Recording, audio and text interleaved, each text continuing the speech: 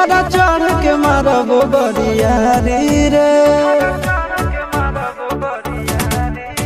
छूट जी तो कैल रंगदारी रे घर चढ़ के मारब बरियारी रे तोरा बाप के न तोरा दादा के चिन्हबहु बेटा सब गोली मारबहु एगो गिनबहु तोरा बाप के न तोरा दादा के चिन्हबहु बेटा सब गोली मारबहु एगो गिनबहु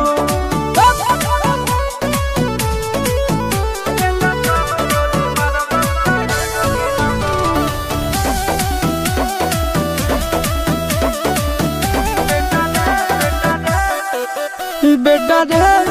काटा से ठोक देबौ चिमनी के भाठा में झोंक देबौ देखबौ कवन बाप बचैतौ तोरा प्रशासन के गाड़ी भी रोक देबौ बेटा जी सुनो बेटा रे काटा से ठोक देबौ चिमनी के भाठा में झोंक देबौ देखबौ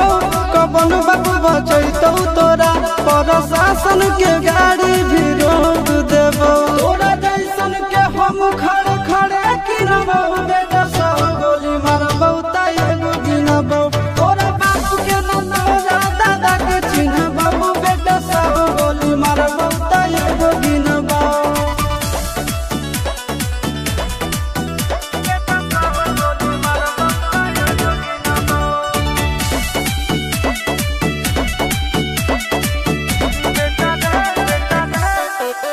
बेटा रे दौड़ा के बाजार में मारबौ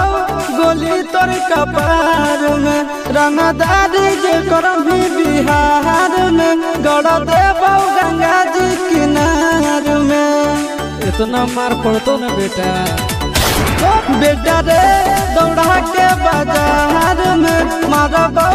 गोली तोर कपार में रंगदारी जे करभी बिहार में गड़ देबौ गंगा जी किनार में कहो चिंटू आशीष के कारण सुनबौ बेटा सब गोली मारबौ एगो गिनबौ तोरा बाप के न तोरा दादा के चिन्हबौ बेटा सब गोली मारबौ एगो गिनबौ मारत मारत पिछुआरा लाल कर दे बेटा ध्यान से बाप इधर है।